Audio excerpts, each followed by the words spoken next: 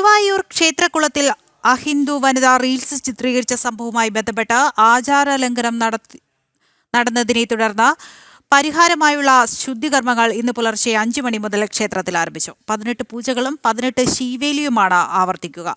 ശുദ്ധികർമ്മങ്ങൾക്ക് ശേഷം വൈകുന്നേരം മാത്രമേ ഭക്തർക്ക് ദർശനം നടത്താൻ കഴിയൂ.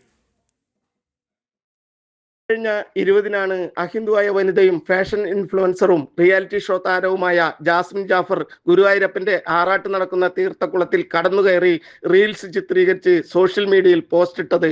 ഇത് ക്ഷേത്ര ആചാര ലംഘനവും ഹൈക്കോടതി വിധി ലംഘനവുമാണ്. എന്നാൽ ക്ഷേത്ര ആചാര ലംഘനത്തിന് പരിഹാരമായിട്ടാണ് ഇപ്പോൾ ഭക്തരുടെ ക്ഷേത്ര ദർശനം നിർത്തിവെച്ച് 6 ദിവസത്തെ 18 പൂജകളും 18 ശിവേലിയും ഇപ്പോൾ ആവർത്തിക്കുന്നത്. എന്നാൽ ഹൈക്കോടതി വിധി ലംഘിച്ചതിന് വനിതയ്ക്കെതിരെ ദേവസ്വം പോലീസിൽ പരാതി നൽകിയിട്ടുണ്ട്. തുടർ നടപടി വൈകാതെ ഉണ്ടാകുമെന്നാണ് പോലീസ് ഇപ്പോൾ അറിയിച്ചിരിക്കുന്നത്. ഇത്തരത്തിൽ കൃഷ്ണഭക്തയെന്ന് സ്വയം അവകാശപ്പെട്ട് മറ്റൊരു അഹിന്ദുവായ ജസ്ന സലീം ക്ഷേത്രനടയിൽ കേക്ക് മുറിച്ച് റീൽസ് ചെയ്ത് പ്രചരിപ്പിച്ചതിൽ ഹൈക്കോടതി സ്വമേധയാ കേസെടുത്തിരുന്നു. ഇത്തരത്തിൽ അഹിന്ദുക്കളായ സ്ത്രീകൾ ക്ഷേത്രം തന്നെ ഇത്തരം പ്രവൃത്തികൾക്ക് വേദിയായി തെരഞ്ഞെടുക്കുന്നതിൽ ഭക്തജന സംഘടനകൾക്ക് ആശങ്കയുണ്ട്.